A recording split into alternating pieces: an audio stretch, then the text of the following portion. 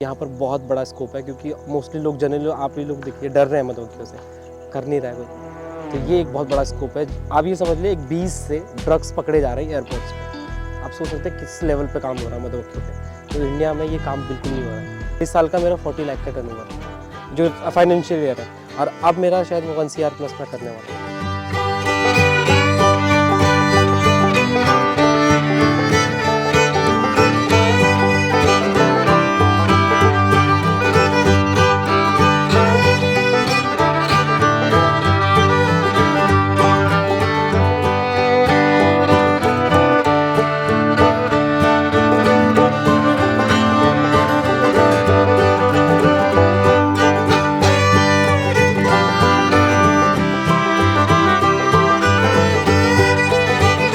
2020 से 2021 तक इंडिया ने नेचुरल हनी का 59,999 मेट्रिक टन्स एक्सपोर्ट करा था, जिसका प्राइस 716 करोड़ रुपीस था।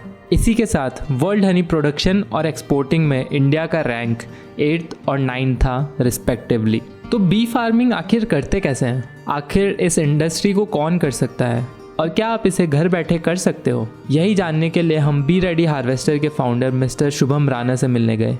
करीबन 7 साल से मैं इस काम को कर रहा हूँ। मतलब मैं एग्रीकल्चर ग्रेजुएट भी हूँ और साथ ही साथ इसमें मास्टर भी मैंने करा है बी कीपिंग में। बीज के लाइफ सर्कल में 4 स्टेजेस होते हैं, नेमली एग, लार्वा, प्यूपा और अडल्ट। बी रेडी हार्वेस्टर के इस एरिया में अराउंड 150 बी हाइव बॉक्सेस हैं। इनके अंदर बी हाइव्स रखे जाते हैं। इन हाइव्स में हमें सील ब्रूड देखने को मिलता है, जहां बीज प्यूपा फॉर्म में मिलते हैं। मधुमक्खी भले ही साइज में छोटे हो, मगर इनके कॉलोनी में भी हमारे तरह ही हर एक मधुमक्खी का रोल होता है। आप ये समझ लीजिए कि नर्सिंग से लेकर गार्डिंग से लेकर अंदर की साफ सफाई से लेकर इनका सारा काम बांटा जाता है। स्टार्टिंग के जो बच्चे होते हैं वो नर्सिंग का काम करते हैं। ये समझिए कोई मधुमक्खी कुछ चोट लगी हो या कुछ भी ऐसा कुछ करना हो, उसके बाद साफ़ सफाई का काम आता है। उसके बाद बाहर पे गेट पे कोई दुश्मन आ गया तो उस पर अटैक करने का, मतलब गार्डिंग जिसे बोलते हैं, उसका काम होता है। फिर फॉरेजिंग का काम होता है। बेसिकली बी हाइव्स में 3 तरीके के मेंबर्स होते हैं। पहला, वर्कर्स, जो मधुमक्खियाँ काम करती है, बाहर नेक्टर लेके आना जाना जो भी रहता है, ये सारी मधुमक्खियाँ करती है, और ये सब फीमेल्स हैं, कोई इसमें मेल नहीं है। ये सब महिलाओं का साम्राज्य है एक तरीके से। दूसरा, ड्रोन्स, जिनका काम सिर्फ मेटिंग का होता है। यहाँ पर बहुत यूनिक चीज़ है। अब ये देखिए, ये मधुमक्खी देख रहे हैं, मेरे को पता ही क्या है। ये देखो, इस पर डंक नहीं होता है, इसको बोलते हैं ड्रोन। बस मीटिंग पार्टनर ही है, बस एक ही चीज़ का काम है बस इसका, और कोई काम नहीं है। इसलिए अब ऐसा भी नहीं है, अब इसको हर टाइम भी नहीं रखा जाता। अब मधुमक्खी जैसे ये ऑफ सीज़न है, इस टाइम पे फ्लावर नहीं है, तो मधुमक्खियाँ क्या करेंगी, ये बीज जो है इसको ड्रोन को धीरे धीरे खदेड़ के बाहर फेंक देंगी। तो जा, अब तेरा कोई काम नहीं है। ऐसा भी होता है। तीसरा, क्वीन। ये क्वीन है, इसके बगल पे सारे वर्कर्स हैं। अब ये देखिए, क्वीन के पीछे भी, अभी देखना, क्वीन के पीछे भी जाने लग जाएंगे, वर्कर्स जाने लग जाएंगे। उसके गार्ड्स जो होते हैं, देखिए जा रहे हैं, ये गार्ड्स होते हैं क्वीन के। ये पोर्शन, इसको बोलते हैं हम लोग क्वीन सेल। जो आप बोलते हैं ना, हमने सबने सुना होगा कि रानी होती है एक बीहाइव में, तो वो क्वीन यहाँ होती है।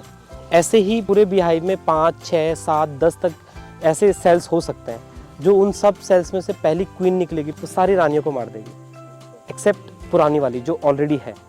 तो ये नई रानी जब निकलेगी, कुछ दिनों में ये मेटिंग करेगी, और कुछ टाइम बाद ये आधा दल लेके चली जाएगी। आप देखते होंगे मधुमक्खियाँ भागती है एक जगह से दूसरी जगह जा रही है, स्वार्म बोलते हैं जिसे, तो वो 60% पॉपुलेशन को चले जाती है। जो नई रानी रहती है, वो जो पुराना बीहाइव है उसी में अपना काम स्टार्ट करती है। इस माइग्रेशन को रोकना बी कीपर्स के लिए बहुत ज़रूरी होता है, ताकि इनकी मधुमक्खी बी हाइव्स को छोड़ ना दे। इसी माइग्रेशन को रोकने के लिए ये माइग्रेशन गेट का इस्तेमाल करते हैं, जिसके मदद से मधुमक्खी अपने बॉक्सेस के बाहर नहीं जा पाते, लेकिन बॉक्सेस के अंदर सारा काम नॉर्मल तरीके से चलते रहता है। बी के बेसिक्स जानने के बाद हमने हनी हार्वेस्टिंग के प्रोसेस के बारे में पूछा। इसको बोलते हैं बी फ्रेम, जो मेरे हाथ में, इसको हाइव टूल बोलते हैं। ये हाइव टूल ही हमारा मतलब सबसे एक बोलते हैं ना हथियार है, बी कीपर्स का हथियार ही ये हाइव टूल है। इस हाइव टूल से बहुत सारी चीज़ें एक बी कीपर करता है, चाहे वो कील निकालने से लेकर फ्रेम को सेपरेट आउट करने से। यहाँ पर देखिए, यहाँ पर ये 2 फ्रेम के बीच में ये हाथ से आप सेपरेट आउट नहीं कर सकते इसे, क्योंकि इसके बीच में एक सब्सटेंस है, उसको बोलते हैं प्रोपोलिश। ब्लैक कलर का होता है। रेजिन आपने सुना होगा, पेड़ों पे हमारे गांव में गोंद निकलता है पेड़ों से, तो मधुमक्खियाँ उसे लेके आती है, अपने सलाइवा और बीज वैक्स के साथ मिक्स करती हैं, और ये प्रोपोलिस यहाँ पर ये कॉर्नर्स पे लगा रहता है। तो ये प्रोपोलिस मधुमक्खियाँ अपने क्रैक्स वगैरह भरने के लिए इस्तेमाल करती हैं। जहाँ भी उनके बीहाइव में क्रैक हो, और कुछ भी ऐसा हो, क्योंकि ये बहुत ज़्यादा anti bacterial anti inflammatory property होती है, बहुत सारी मेडिसिन बनती हैं इससे। करीबन 6000 रुपीज़ kg ये मार्केट में हम सेल आउट करते हैं। ये प्रोपोलिस शीट है, इसको बोलते हैं प्रोपोलिस शीट। हम ये प्रोपोलिस शीट मधुमक्खी के बी हाइव के ऊपर रख देते हैं इस तरीके से। ये होल्स जो हैं मधुमक्खियाँ इन्हें क्रैक समझती है और मधुमक्खियाँ इनको फिल करने लग जाती है फटाफट, और कुछ टाइम बाद हम यही प्रोपोलिस शीट निकाल के अपने पास लेके जाते हैं घर पे। और हमारे पास में डीप फ्रीज़र जो होते हैं, डीप फ्रीज़र में हम इसको डालते हैं, क्योंकि इसका नेचर जो है सेमी लिक्विड है। ठंड में बहुत हार्ड हो जाएगा और गर्म में लिक्विड टाइप का हो जाएगा। तो हम जैसे ठंड हो जाता है तो निकालने के बाद हम इसको स्क्रैच कर सकते हैं। ऐसे करते पूरा प्रॉपर्ली झड़ जाता है नीचे। बी फार्मिंग दो तरीके के होते हैं। पहला स्टेशनरी फार्मिंग। पहाड़ों में अक्सर स्टेशनरी फार्मिंग होती है, जहाँ बी हाइव्स को बस एक ही जगह रखा जाता है और उनको मूव नहीं करा जाता। इस टाइप के फार्मिंग में हार्वेस्टर साल में बस 2 बार ही हनी हार्वेस्ट कर पाते हैं। दूसरा तरीका होता है माइग्रेटरी बी फार्मिंग। इसमें हार्वेस्टर्स एक फ्लोरल चार्ट बना देते हैं एंड जहाँ भी उनको फूल मिलने की पॉसिबिलिटी लगती है, ये वहाँ अपने बी हाइव बॉक्सेस को लेके जाते हैं। तो ट्रेडिशनल हाइव्स में हमारे 2-2.5 किलो, हमारे गांव में हम चमोली से है तो खदरे बोलते हैं उसे, तो 2 किलो 2.5 किलो शहद निकलता था। अब हमने क्या किया कि यार 2.5 किलो शहद निकालने से बढ़िया कि हम ऐसे साइंटिफिक बी बॉक्स रखें और ऐसे बी बॉक्स से हम एक बारी में ही 20-25 किलो शहद निकाल लें एक बॉक्स से। आप यहाँ देख सकते हैं हमारे पास में मोर देन 100 बॉक्सेस हैं।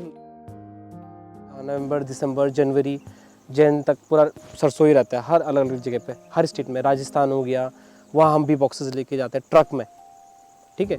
तो ये माइग्रेटरी बी कीपिंग में आपको फ्लोरल चार्ट के हिसाब से चलना पड़ता है। स्टेशनरी बी कीपिंग में आप में सिर्फ साल में 2 बार ही शहद निकाल सकते हो। एक हमारा कार्तिक, हमारे पहाड़ों में कार्तिक और आषाढ़ बोलते हैं। कार्तिक का शहद यानी कि नवंबर के टाइम का शहद, आषाढ़ यानी कि अप्रैल मई इस टाइम का शहद।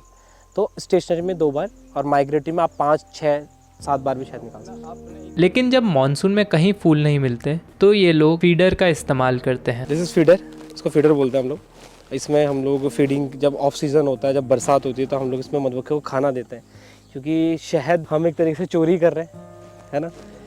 हम सभी ने कभी ना कभी किसी को मधुमक्खी का छत्ता हटाने के लिए स्मोक का यूज़ करते हुए देखा होगा, इसीलिए हमने इसका रीज़न पूछा। मेन रीज़न ये है कि इनके सर में ना एक अलार्म सेंस होता है। एक मधुमक्खी जब तक दूसरी मधुमक्खी को नहीं बताएगी कोई दुश्मन आ गया है, तब तक मधुमक्खियाँ अटैक नहीं करेंगी। स्मोक की वजह से वो अलार्म सेंस काम करना बंद ही कर देता है। हनी बनने के बाद आखिर हनी को हाइव से अलग कैसे करते हैं? जैसे ही हनी सील्ड हो जाता है, हनी सील्ड क्या होता है कि मधुमक्खियाँ सेल जब भरती है हेक्सागन्स के अंदर, तो उसको पका देती है, फैनिंग करती है। शहद गाढ़ा होता है ना, तो उससे पानी निकाल देती है, मॉइस्चर निकाल देती है, 18% पे ला के रख देती है। तो उसके बाद से एक सील लगाती है, उसको बोलते हैं पका हुआ शहद, ठीक है। जैसे वो शहद पक जाता है तो हम देखते हैं 10-15 दिन भी लग जाते हैं, हम फ्रेम देखते हैं सील हो गया, तो उस बाहर की लेयर को काट देते हैं। वो वैक्स की लेयर होती है, तो उस लेयर को काटने के बाद पहले तो मधुमक्खियाँ झाड़ दी, फिर हम एक टैंट बनाते हैं। जैसे आपने मच्छरदानी देखा होगा, तो वैसे एक टैंट होता है, उसमें हम लोग अंदर उस टैंट के अंदर मशीन रखते हैं, हनी एक्सट्रैक्टर मशीन, ताकि और मधुमक्खियाँ हनी की खुशबू से अट्रैक्ट ना हो और हमारे हनी पे अटैक ना करे या हनी लेने ना आए। तो इसलिए टेंट लगाया जाता है चारों तरफ से। एक्सट्रैक्टर मशीन क्या करती है, जब हम घुमाते हैं, जैसे आपने देखा वॉशिंग मशीन देखा होगा, ड्रायर देखा है, घूमता है तो पानी बाहर निकल जाता है, उसको बोलते हैं सेंट्रीफ्यूगल फोर्स। हनी बाहर निकल गया और आपका फ्रेम वहीं रह गया, तो फ्रेम हम दोबारा रीयूज़ कर सकते हैं। हमको छत्ता नहीं निचोड़ना है। यही सबसे बड़ी ट्रेडिशनल जो हम गाँव में करते थे, छत्ता निचोड़ देते थे, अंडे बच्चे मार देते थे इनके। आप किसी के बच्चे को मारेंगे तो वो दिक्कत है। चलिए अब जानते हैं बी हार्वेस्टर कौन कौन से प्रोडक्ट बना सकते हैं मधुमक्खी की मदद से। हाँ, जो मधुमक्खी पालते हैं वो अपने बच्चों के लिए लेके आती है पराग, ये फूलों से, इसको बी पोलन बोलते हैं। ये इसमें 40% से ज़्यादा प्रोटीन होता है, 40% से ज़्यादा, लगभग टोटल प्रोटीन ही प्रोटीन मान सकते हैं फिजिकली। ये अपना मस्टर्ड शहद है, क्रीम शहद। ये जब सरसों पे फूल आता है ना, उस टाइम बनाती है मधुमक्खी, लेकिन जब निकालते हैं तब तो ये लिक्विड रहता है, लेकिन उसके 4-5 दिन बाद ये जम जाता है। जमने का कारण है इसका, इसमें ग्लूकोज की मात्रा सबसे ज़्यादा है, लगभग 70% से भी ज़्यादा ग्लूकोज की मात्रा है, इसलिए 4-5 दिन में जम जाता है। कंपनी वाले क्या करते हैं, इसको, इस शहद को लिक्विड कर देते हैं अपना फ़िल्टर करके, फिर ये जमता नहीं है। लेकिन ये शहद रो ही खाना चाहिए, शहद तो कोई सा भी रो खाना चाहिए, कभी भी फ़िल्टर शहद नहीं खाना, क्योंकि उसके अंदर कुछ बचेगा ही नहीं। आपने तो सिर्फ मीठा शरबत पी लिया, वो एक तरह से कुछ नहीं बचा, शहद ख़त्म कर दिया उन्हें फ़िल्टर करके इसको। ये वाला है अपना यूकेलिप्टस का शहद। जब यूकेलिप्टस से फूल आता है ना, तो मधुमक्खी तब बनाती है। इसमें सबसे ज़्यादा खुशबू रहती है शहद के अंदर। अब एक बार आप अपने रूम में भी डब्बे को खोल दोगे तो 2 दिन तक शहद की खुशबू नहीं जाएगी, इतनी खुशबू होती है। क्योंकि आप कभी यूकेलिप्टस के पेड़ के नीचे से निकलोगे, सफ़ेदा भी बोलते हैं उसको, उसके पेड़ के नीचे से भी निकलोगे, फूल आ रखे हैं तो उसमें से भी शहद की खुशबू आएगी। ये कड़ी पत्तर जामुन का है, इसमें 70% जामुन है और 30% में कड़ी पत्ते का शहद है। क्योंकि 30% में हमारा यहाँ का शहद है और 70% में हमारा छिद्र वाला का। और कंपनी वाले तो कभी देंगे भी नहीं आपको अलग अलग फ्लेवर में, तो सीधा देंगे शहद है, बस शहद आप खा लो। ये इसको बोलते हैं कॉम हनी। अगर किसी को छत्ते से शहद खाना है तो वो कैसे खाएगा? तो हम इस तरीके से इस जो प्लास्टिक का, इसको फूड ग्रेड प्लास्टिक बोलते हैं, तो फूड ग्रेड प्लास्टिक को ये बिस्किट जो है हम लोग बीहाइव से अलग कर देते हैं। ये देख सकते हैं इस तरीके से अलग हो रहा है। तो ये जो निकाल के इसको पैक करके हम कस्टमर तक पहुंचा देते हैं, बिल्कुल कॉम हनी जिसे बोला जाता है। घर में जाओगे तो स्पून तो हो गई, स्पून से ही खा लो।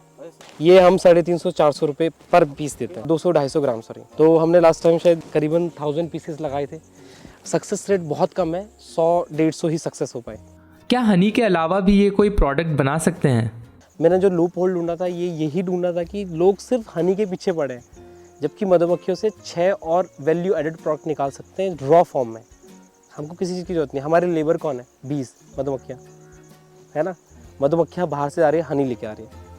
बीज वैक्स, आप बीज वैक्स देख रहे हैं, देखा होगा आपने, मोम, आपको पता है उससे हम लोग लिप बाम बनाते हैं। बीज वैक्स कैंडल बहुत डिमांड है।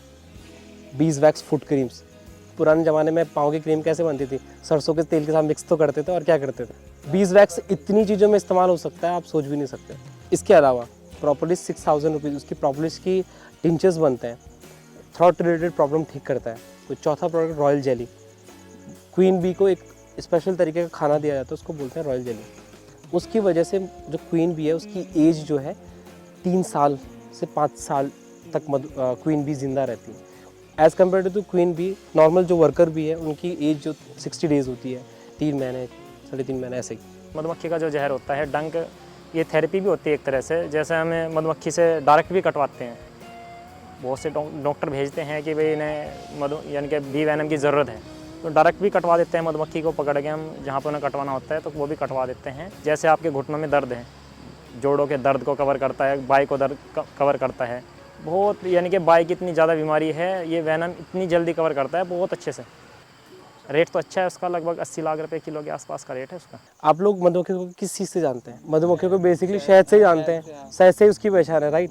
बट ऐसा है ही नहीं, मेन तो उसका काम पॉलिनेशन है, राइट। पहला पॉलिनेशन है। पॉलिनेशन सर्विस में गवर्नमेंट हमें पर बॉक्स 1600 रुपीज़, 800 रुपीज़, 1000 रुपीज़ तक दे देती है पर बॉक्स, सिर्फ मंथली एक बॉक्स में। अब हमारे यहाँ पे कितने बॉक्सेस? 200, 250, 300 बॉक्सेस।